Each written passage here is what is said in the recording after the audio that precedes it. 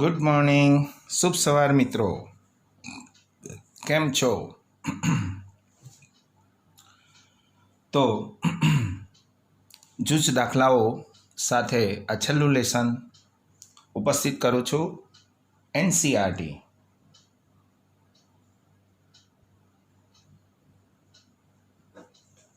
સ્વાધ્યાય 1નો ત્રીજો દાખલો.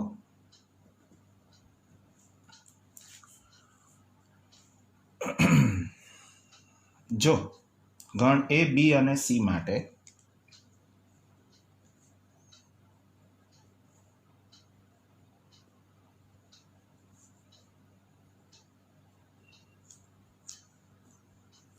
એ યુનિયન બી બરાબર A union C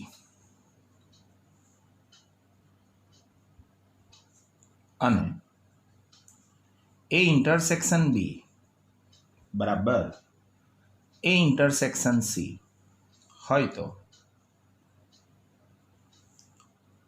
prove that, સાબિત કરો કે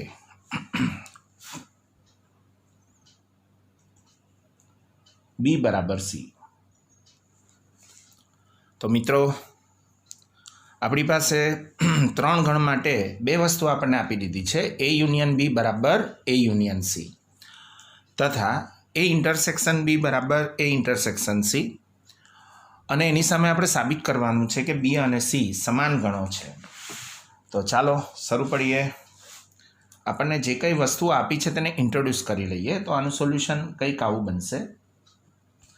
અહીં એ યુનિયન બી બરાબર એ યુનિયન સી અને એ ઇન્ટરસેક્શન બી બરાબર એ ઇન્ટરસેક્શન સી આપેલ છે. આનું પરિણામ 1 કહી દઉં અને આનું પરિણામ શું કહી દઉં? 2.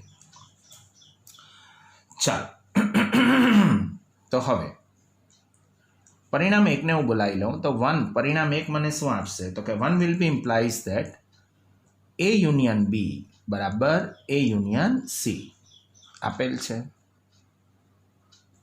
પાકું. હવે બંને બાજુ હું બી સાથે આનો ઇન્ટરસેક્શન લઈ લઉં તો that implies or therefore A union B intersection B is equal to A union C intersection B. Krisa, સમજ પડી? એ યુનિયન બી બરાબર એ યુનિયન સી મારી પાસે આપેલ છે પરિણામ 1માં, એને મેં સ્વીકારી લીધું અને બંને બાજુ બી સાથેનો ઇન્ટરસેક્શન મૂકી દીધો. ચાલે ને? ડાબી બાજુના પલડામાં 500 ગ્રામ મૂકીએ અને જમણી બાજુના પલડામાં પણ 500 ગ્રામ મૂકીએ તો પલડું બરાબર સમતોલ રહે. હા ને? એટલે આપણે બંને બાજુ બી સાથેનો ઇન્ટરસેક્શન મૂકી દીધો. હવે જો હું બરાબર ધ્યાનથી જાઉં તો એ યુનિયન બી ઇન્ટરસેક્શન બી, આ બે ગણો છે. એક તો એ યુનિયન બી છે અને બીજો બી છે. બંનેનો ઇન્ટરસેક્શન શું આવશે? તો કદાચ કેટલાક નબળા બાળકોને ન સમજાય એટલા માટે હું અહીંયા વેન આકૃતિ ક્રિએટ કરું છું અને બંનેનો ઇન્ટરસેક્શન તમને બતાવવાનો પ્રયત્ન કરું છું. આ મારો ગણ એ છે અને આ મારો ગણ બી છે. એ યુનિયન બી એટલે આખો પોર્શન અને બીજો ગણ છે કેપિટલ બી એટલે આ રહેલો આ પોર્શન. આ આખો પોર્શન અને કેપિટલ બી બંનેનો જો હું છેદ લઈ લઉં તો ઓબ્વિયસલી મને શું પ્રાપ્ત થાય? તો કે કેપિટલ બી જ મળે. પાક્કું? રૂપક, પાર્થ, સ્મિત. એ યુનિયન બી અને બી બંનેનો ઇન્ટરસેક્શન જો હું વેન આકૃતિમાં જોઉં તો એ મને શું પ્રાપ્ત થાય છે? Capital B. હજુ આને વધારે એ કરીએ તો હું અહીંયા બહુ પ્રેમથી લખી શકું A union B intersection B is equal to capital B. એટલે એ યુનિયન બી ઇન્ટરસેક્શન બીની જગ્યાએ રિપ્લેસમેન્ટમાં હું બી લખી શકું. ચાલે મિત્રો? જો હું બરાબર ધ્યાનથી જોઉં તો આ તો વિભાજનનો નિયમ છે અને છેદનું યોગ ઉપર વિભાજન છે. તો અહીંયા હું વિભાજનનો નિયમ એપ્લાય કરી દઉં છું. તો વિભાજનનો નિયમ શું કહે? તો કે એ છેદ બી યુનિયન સી છેદ બી. પાક્કું? એ યુનિયન સી છેદ બી એ બીજું કંઈ નથી, એ તો છેદનું યોગ ઉપર વિભાજન છે. હા ને? તો એને હું શું લખી શકું? તો બી છેદ એ અર્થાત એ છેદ બી યુનિયન બી છેદ સી અર્થાત સી છેદ બી. પાક્કું? તો આગળ વધીએ મિત્રો. એ ઇન્ટરસેક્શન બીને મેં કસેક જોયો છે. એ ઇન્ટરસેક્શન બી બરાબર શું છે? તો કે એ ઇન્ટરસેક્શન સી. એટલે આની જગ્યાએ હું રિપ્લેસમેન્ટમાં એ ઇન્ટરસેક્શન સી મૂકી દઉં. કોઈ મને પૂછે કેમ આવું કર્યું, તો બાજુમાં તરત રીઝન આપીશ, પરિણામ 2 મુજબ. પાક્કું. અને સી ઇન્ટરસેક્શન બી છે એને હું બહુ પ્રેમથી બી ઇન્ટરસેક્શન સી લખું તો ચાલે, કારણ કે છેદ જે છે એ ક્રમના નિયમનું પાલન કરે છે. પાક્કું. તો મિત્રો જોઈ શકો છો તમે, એ છેદ સી યુનિયન બી છેદ સી. હવે જો હું બરાબર ધ્યાનથી જોઉં તો એ છેદ સી છે અને યુનિયન બી છેદ સી છે.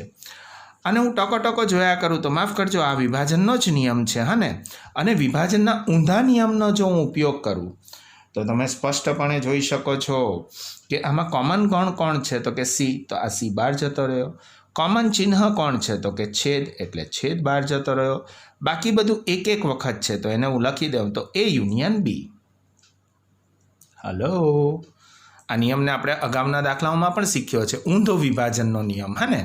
જો આને છોડી નાખો તો ફરી તમને આ જ સ્ટેપ મળી જાય. તો મિત્રો જોઈ શકો છો, એ છેદ સી યુનિયન બી છેદ સી બરાબર એ યુનિયન બી છેદ સી કેવી રીતે લખી શકાય? તો કે ભાઈ બંને પાસે કોમન ગણ કોણ છે, તો કે સી, એટલે સી લખી દીધો.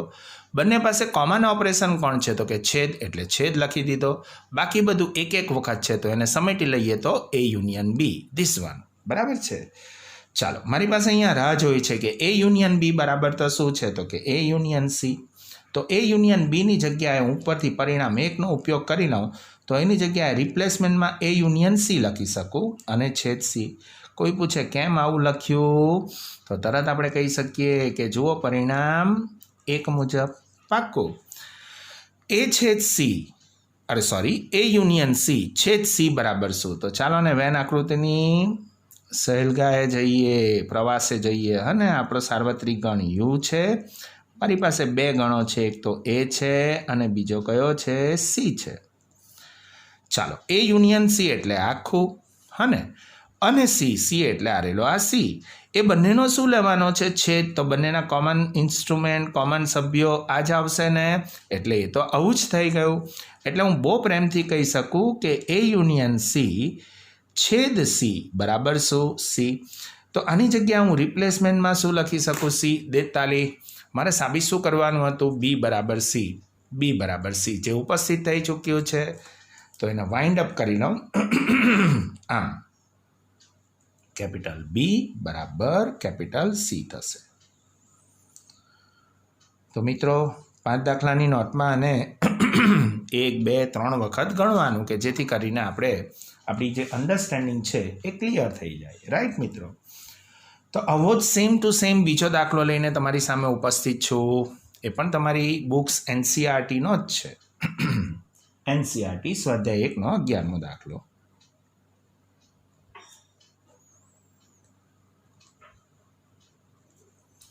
જો એ છેદ એક્સ બરાબર બી છેદ x is not equal to 5 અને A યુનિયન એક્સ બરાબર બી યુનિયન એક્સ હોય તો પ્રૂવ ધેટ, સાબિત કરો કે એ બરાબર બી.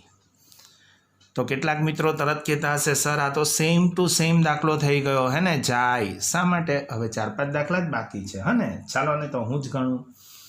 મને જે 2 વસ્તુ આપી દીધી છે તેને સ્વીકારી લઈએ. અહીં શું આપ્યું છે? તો આનું સોલ્યુશન કંઈક આવું બનશે. એ ઇન્ટરસેક્શન એક્સ બરાબર B intersection X is not equal to 5. એનું પરિણામ 1. અને એ યુનિયન એક્સ બરાબર બી યુનિયન એક્સ આપેલ છે. એનું પરિણામ શું કહી દઉં? 2. હવે મારે સાબિત કરવું છે કે એ બરાબર બી. તો શું સ્વીકારી લઈશ? એ યુનિયન એક્સ બરાબર બી યુનિયન એક્સ, અથવા તો હું બહુ પ્રેમથી લખી શકું 2 will be implies that A union x બરાબર બી યુનિયન એક્સ. કોઈ પૂછે ક્યાંથી લાવ્યા? તો પરિણામ 2માં પક્ષ મુજબ આપેલ છે. એ યુનિયન એક્સ બરાબર મારી પાસે શું છે? બી યુનિયન એક્સ. બંને બાજુ એ સાથેનો છેદ લઈ લઉં, એટલે કે એ છેદ એ યુનિયન એક્સ બરાબર એ છેદ બી યુનિયન એક્સ. પાક્કું સિમરન? કોઈ તકલીફ ના? જે છે બંને બાજુ મેં શું મૂકી દીધો? એ સાથેનો છેદ.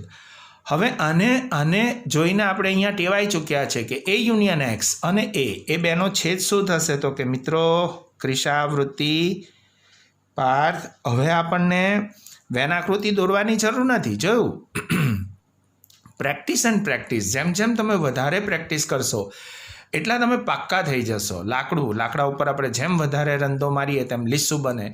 એવી જ વાત કન્ટેનની પણ છે. તમે વારંવાર ઉપયોગ કરો તો તરત જ તમને ખબર પડે કે યસ, એ યુનિયન એક્સ અને એ બંનેનો જો છેદ લઈ લઈએ તો શું પ્રાપ્ત થાય? એ. હું આ લખી દઉં છું કેપિટલ એ. હવે વેન આકૃતિની જરૂર દેખાતી નથી. આ શું છે? તો કે આ વિભાજનનો નિયમ છે. હા ને, તો કે અહીંયા વિભાજનનો નિયમ એપ્લાય કરીએ તો બાજુમાં રીઝન પહેલાં લખી દઈએ કે ભાઈ આ લખીએ છીએ એ કોની મદદથી લખીએ છીએ? વિભાજનના નિયમ મુજબ. તો વિભાજનનો નિયમ શું કહે છે? એ છેદ બી યુનિયન એ છેદ એક્સ. પાક્કું. તો એ છેદ બી યુનિયન એ છેદ એક્સ. પણ પક્ષમાં મને એવું કીધું છે કે એ છેદ એક્સ બરાબર તો શું છે? એ છેદ એક્સ બરાબર તો શું છે? તો કે બી છેદ એક્સ. પાક્કું.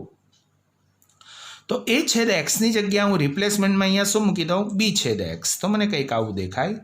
એ છેદ બી તો એમના એમ જ ઉપરથી ઉતારું છું. યુનિયન પણ એમના એમ લખું છું. એ છેદ એક્સ બરાબર રિપ્લેસમેન્ટમાં હું આપું છું બી છેદ એક્સ. અને કોઈ પૂછે ક્યાંથી લાવ્યા? તો એને તરત જ કહી શકીએ કે મેં પરિણામ એકની મદદ લીધી. પાક્કું મિત્રો.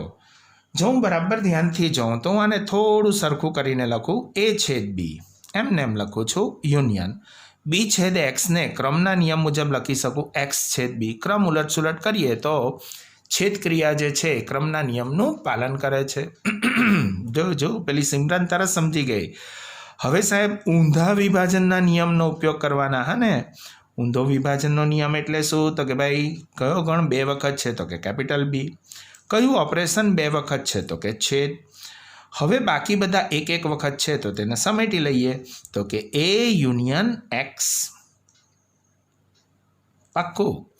તો જોયું, ફરી with the help of practice આપણે આ પરિણામને પણ હવે બરાબર સમજી શકીએ છીએ. એટલે કે ઊંધો વિભાજનનો નિયમ. હા ને, રમતા રમતા ઘણા બધા લોકો કહી ગયા હશે કે એ યુનિયન એક્સ અને બી.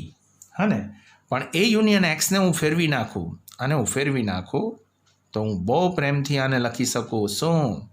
તો પરિણામ 2માં મને એવું કીધું છે કે એ યુનિયન એક્સ બરાબર તો શું આપી દીધું છે? બી યુનિયન એક્સ. તો લો હું આને ફેરવું છું ઇન્ટરસેક્શન બી. કેમ? તો કે પરિણામ 2 મુજબ. પાક્કું. ચાલો તો આ વેન આકૃતિ તેવી જ સમજણ અહીંયા કે બી અને એક્સનો યુનિયન અને તેનો બી સાથેનો છેદ 43 શું મળે મને? તો કે તો કેપિટલ બી છે. શું સાબિત કરવા નીકળેલા આપણે? એ બરાબર બી. તો હું અહીંયા કન્ક્લુડ કરી શકું આમ એ ઇઝ ઇક્વલ ટુ બી થશે. પાક્કું.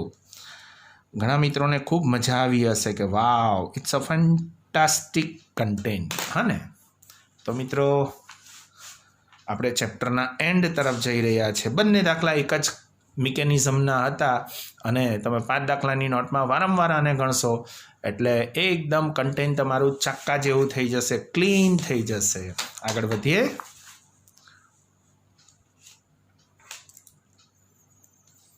મારો નેક્સ્ટ સમ્સ છે ઉદાહરણ 31 એનસીઆરટી તમારી બુક્સ.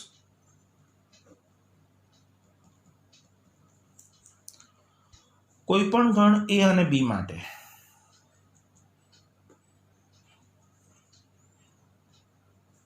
કેપિટલ એ અને કેપિટલ બી માટે પ્રૂવ ધેટ સાબિત કરો કે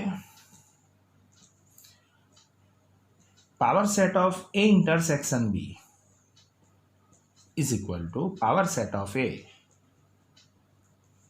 intersection power set of B. પાક્કું.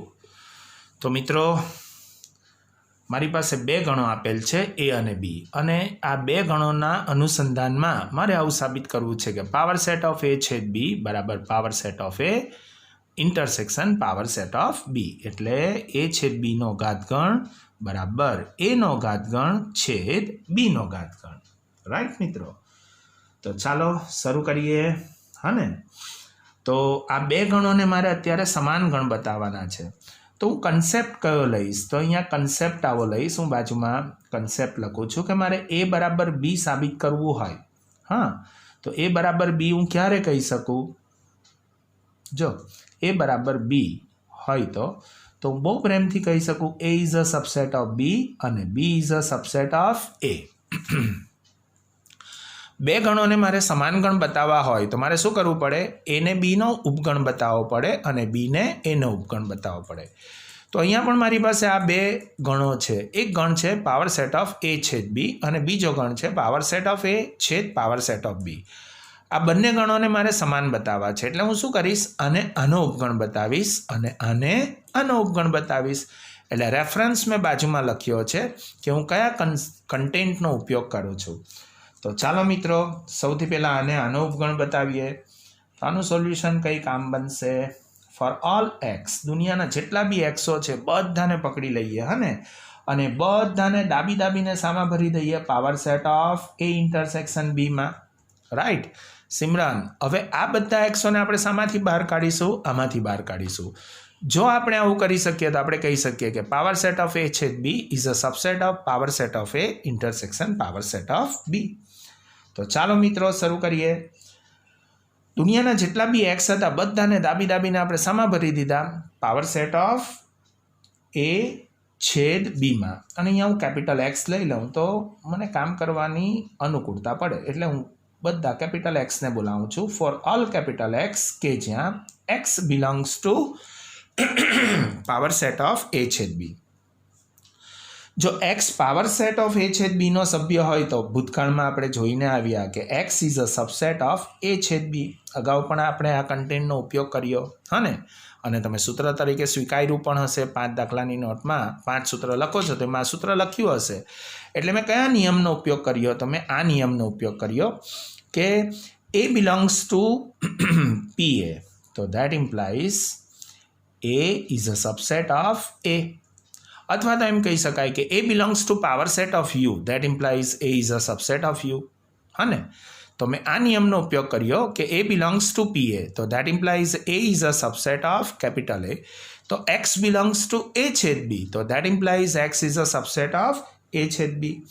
આનું શુદ્ધ અર્થઘટન શું થાય? તો કે એનું શુદ્ધ અર્થઘટન થાય X is a subset of A and X is a subset of B. બરાબર? ઇન્ટરસેક્શનને છોડીએ તો શું મુકાય? અને યુનિયનને છોડીએ તો શું મુકાય? અથવા. બરાબર છે? ચાલો ફરી આનું રિવર્સ સ્ટેપ હું લઈ લઉં. તો X is a subset of A હોય તો હું બહુ પ્રેમથી લખી શકું X belongs to power set of A and X belongs to power set of B. બહુ મસ્ત કે નહીં? હા ને? જો એક્સ પીએનો સભ્ય હોય અને એક્સ પીબીનો સભ્ય હોય અને આને હું વાઇન્ડ અપ કરી લઉં તો હું બહુ પ્રેમથી કહી શકું કે X belongs to power set of A and એટલે શું? છેદ પાવર સેટ ઓફ બી. તો મિત્રો આપણે શું ધાર મારી? આપણે એવી ધાર મારી કે તમામ એક્સોને આપણે power set of A intersection બીમાં નાખ્યા અને એ તમામ એક્સોને આપણે શામાંથી બહાર કાઢ્યા? Power set of A intersection power set of બીમાંથી. આનો મતલબ શું થાય? તો આનો મતલબ એવો થાય કે પાવર સેટ ઓફ એ છેદ B is a subset of power set of A intersection power set of B. તો મિત્રો આને વાઇન્ડ અપ કરી લઈએ તો કે આમ power set of A intersection B is a subset of power set of A intersection power set of B. ચાલે? તો લ્યો મિત્રો, હું 50% મારી સાબિતી ઉપર પહોંચી ચૂક્યો છું. એને હું પરિણામ શું કહી દઉં? તો કે એને પરિણામ 1 કહી દઉં. ચાલો, જે કામ આપણે આને આનો ઉપગણ બતાવવા માટે કર્યું એવું જ કામ આપણે આને આનો ઉપગણ બતાવવા માટે કરીશું. હા ને? તો ચાલો શરૂ પડીએ બીજા સેક્શનમાં. ફોર ઓલ એક્સ શું કામ લઈએ? એક્સને અહીંયા બીઝી કર્યો છે તો આપણે કેપિટલ વાય લઈ લઈએ. બોલો રૂપક. ફોર ઓલ વાય, જ્યાં વાય બિલોંગ્સ ટુ શું? તો કે power set of A intersection power set of B. ચાલે? અને છૂટાછેડા આપી દઉં. છેદને છૂટાછેડા આપું તો હું શું લખી શકું? તો કે Y belongs to power set of A and Y belongs to power set of B. ચાલો, જો Y belongs to power set of A હોય તો વી કેન બહુ પ્રેમથી say that Y is a subset of A. પાક્કું? અને similarly y is a subset of b. Hello, wind up કરી લઉં તો હું બહુ પ્રેમથી લખી શકું કે y is a subset of a and એટલે ઇન્ટરસેક્શન કેપિટલ b. હલો, જો y is a subset of a intersection b હોય તો હું બહુ પ્રેમથી લખી શકું y belongs to power set of a છેદ b. 43. જે તમામ વાયુઓને આપણે આમાં નાખેલા એ બધા બહુ પ્રેમથી આમાંથી બહાર આવી ગયા. હા ને, તો એનો મતલબ શું થાય? તો કે એનો મતલબ આવો થાય આમ. Power set of A intersection power set of B is a subset of power set of A intersection B.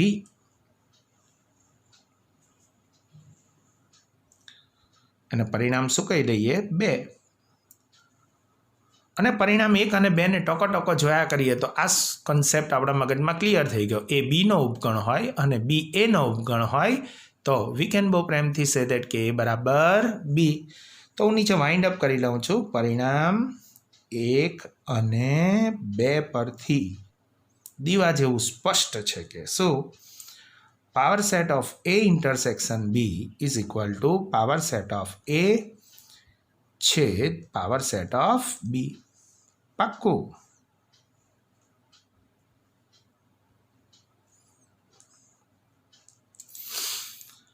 તો ખૂબ સારો દાખલો. 5 દાખલાની નોટમાં સતત 3 દિવસ સુધી એને પણ એક વાર ગણવાનો. હા ને, આગળ વધીએ.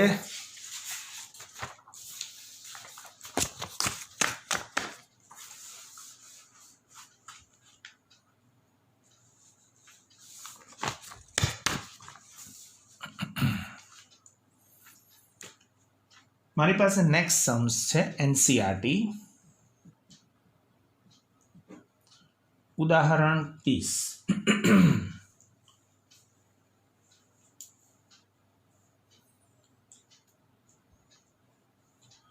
અને એની રકમ કંઈક આવી છે. જો એ યુનિયન બી બરાબર એ ઇન્ટરસેક્શન બી,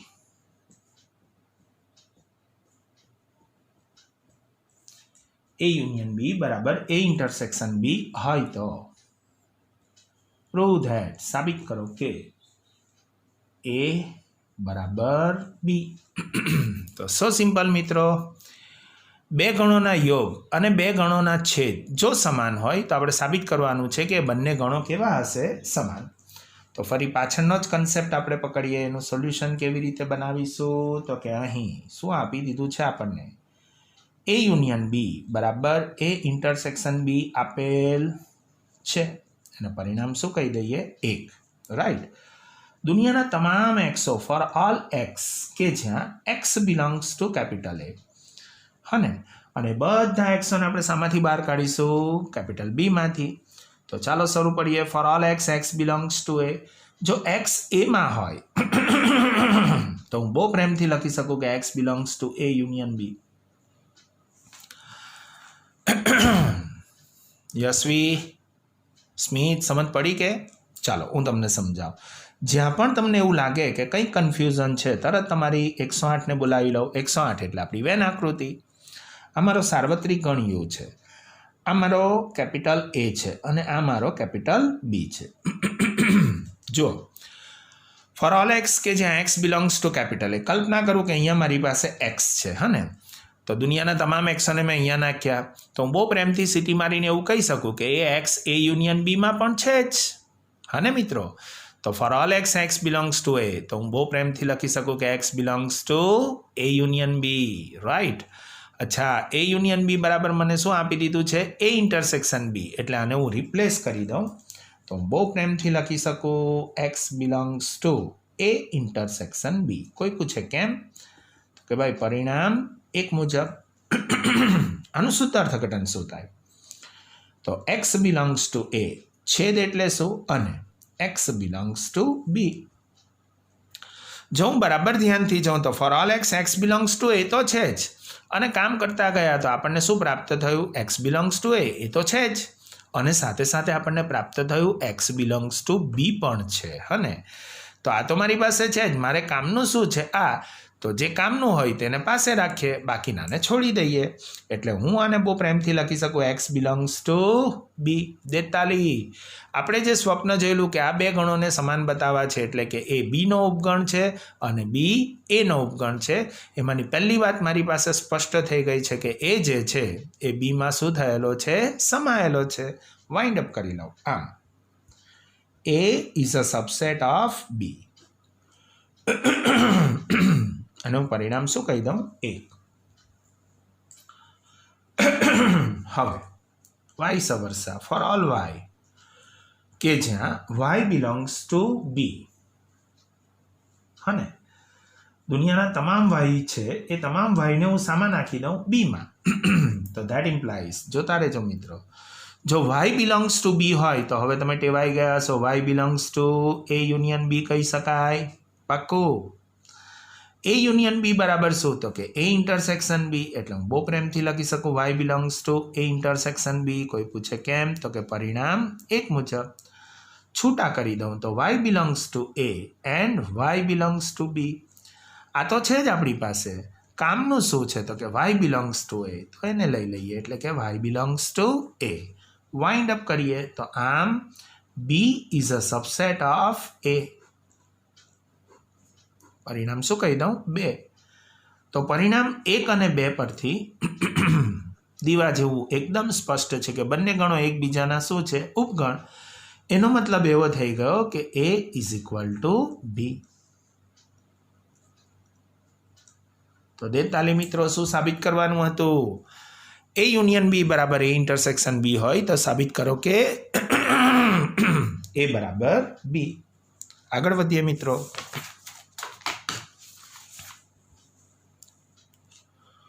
મારી પાસે નેક્સ્ટ સમ છે ઉદાહરણ 29 NCERT.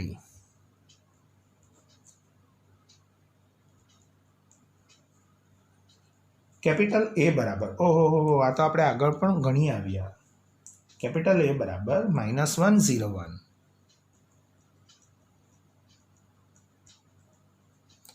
હોય તો કેપિટલ A ના તમામ ઉપગણો લખો.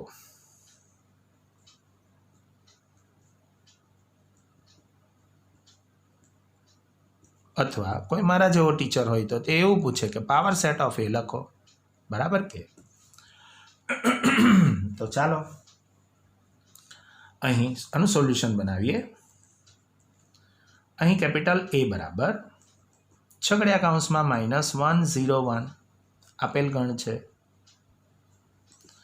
તો એના પહેલા પ્રશ્નોનો જવાબ કેપિટલ A ના તમામ ઉપગણો. મિત્રો લખતા આવડે ને? ચાલો, પહેલો ઉપગણ કયો? 5. બીજો કયો? -1. ત્રીજો 0, પછી 1, પછી -10, પછી 01, પછી -11, -1 અને છેલ્લો કોણ? તો કે એ પોતે. તો મિત્રો પહેલા પ્રશ્નનો જવાબ આપણે આપી દીધો કે એના તમામ ઉપગણો કયા છે? તો કે તમામ ઉપગણો કેટલા છે? 8. અને તે કયા કયા? તો કે 5, -1, 0, 1, -1, 0, 0, 1, -1, 1 અને કેપિટલ A પોતે. કોઈક મારા જેવો હોય તો તે આવું પૂછે કે પાવર સેટ ઓફ A લખો. તો પાવર સેટનો મતલબ શું થાય? જેટલા પણ ઉપગણો છે એ તમામ ઉપગણોને એક છગડિયા કૌંસમાં મૂકી દઉં તો એને શું કહેવામાં આવે? Power set of A. તો આ તમામ ઉપગણો છે એને હું આ છગડિયા કૌંસમાં બંધ કરી દઉં, એટલે કે 5, -1, 0, 1, -1, 0, 0, 1, -1, 1 અને કેપિટલ A પોતે અને છગડીયો પૂરો કરી દઉં. તો આ શું થઈ ગયો? Power set of A. મજા આવી? તો મિત્રો ખૂબ આનંદના સમાચાર છે. આના પછી મારી પાસે છેલ્લો દાખલો છે અને છેલ્લા દાખલાની રકમ કંઈક આવી છે.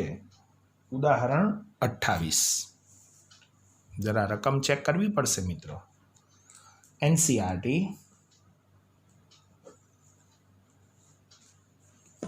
ઉદાહરણ 28. તો મિત્રો પહેલા ચેપ્ટરનો છેલ્લો દાખલો ઉપસ્થિત કરતાં ખૂબ આનંદની લાગણી અનુભવું છું. તમને 10માના કરતાં 11માનું ગણિત ખૂબ ગમ્યું હશે હને. જરા હું રકમ ચેક કરીને લખી લઉં. ઉદાહરણ 28.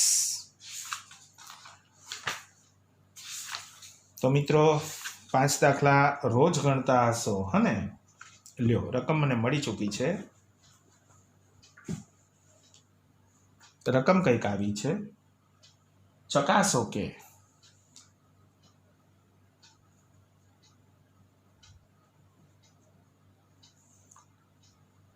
ઇન્વર્ટેડ કોમાની અંદર CATARACT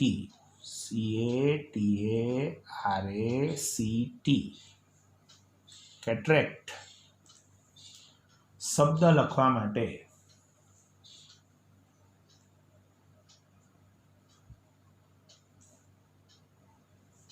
જરૂરી મૂળાક્ષરો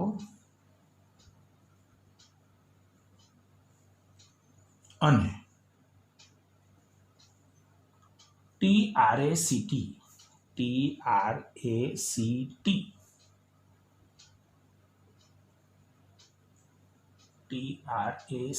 ટ્રેક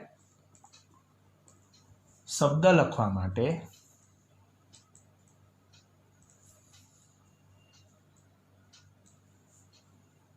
જરૂરી મૂળાક્ષરો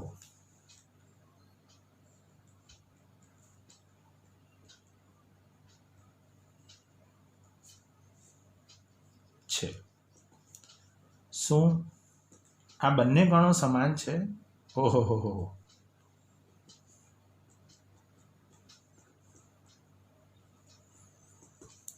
તો ચાલો મિત્રો 2 ગણોને ધારી લઈએ. આનું સોલ્યુશન કંઈક આવું બનાવીએ. સિમરન આ દાખલો ન ગણે તો ચાલે ને સર? આ તો ચાલે જ ને, આ દાખલો આવડે જ ને. આપણે કેટલા બધા દાખલાઓ શરૂઆતમાં ગણી આવ્યા હા ને. આ છુપાઈને ભાગી ગયેલો, સંતાઈ ગયેલો, છેલ્લે પકડાયો તો એનો છપ્પો ડોક મારી દઈએ હે ને, છપ્પો મારી દઈએ. તો સૌથી પહેલાં હું નામકરણ કરી લઉં છું, ધારી લઉં છું. ધારો કે કેપિટલ A બરાબર છગડિયા કૌંસમાં X, કે જ્યાં X એ CATARACT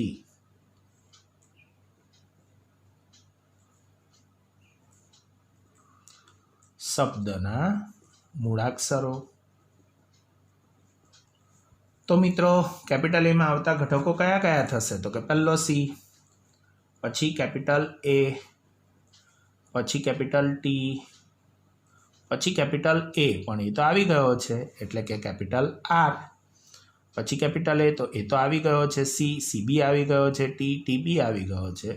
એનો મતલબ કે ગુણધર્મને હું યાદીની રીતે લખું તો કેપિટલ એમાં આવતા સભ્યો કયા કયા થશે? C, A, T અને R. આનું પરિણામ શું કહી દઉં? 1. બીજો ગણ છે એને હું ધારી લઉં છું. ધારો કે કેપિટલ B બરાબર છગડિયા કૌંસમાં X, કે જ્યાં X એ TRACT ટ્રેક્ટ શબ્દના મૂળાક્ષરો.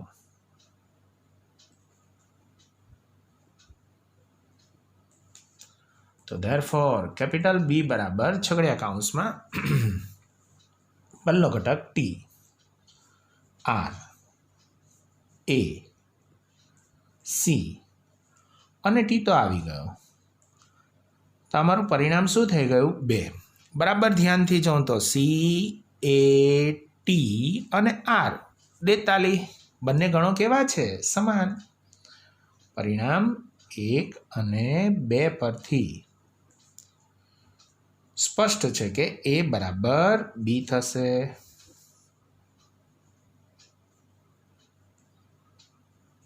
શું આ બંને ગણો સમાન છે? હા, આપેલ બંને ગણો સમાન છે. તો મિત્રો આની સાથે તમારું આ પહેલું ચેપ્ટર ગણ સિદ્ધાંત સેટ થિયરી પૂરું થાય છે. આશા રાખું છું કે તમને ખૂબ ગમ્યું હશે. હને અને તમને ઇન્ટરેસ્ટ પણ પડી ગયો હશે, તમને એવું લાગતું હશે કે યસ 10મા ધોરણના ગણિત કરતાં 11મા ધોરણનું ગણિત સહેલું અને ખૂબ સુંદર છે, હા ને? તો મિત્રો, ખૂબ બધો સમય પણ થઈ ગયો છે, અટકીશું અહીંયા, હા ને? તો મળીશું નેક્સ્ટ લેક્ચરમાં. ત્યાં સુધી અલ્પવિરામ. મસ્ત રહો, વ્યસ્ત રહો. Stay at home, take care.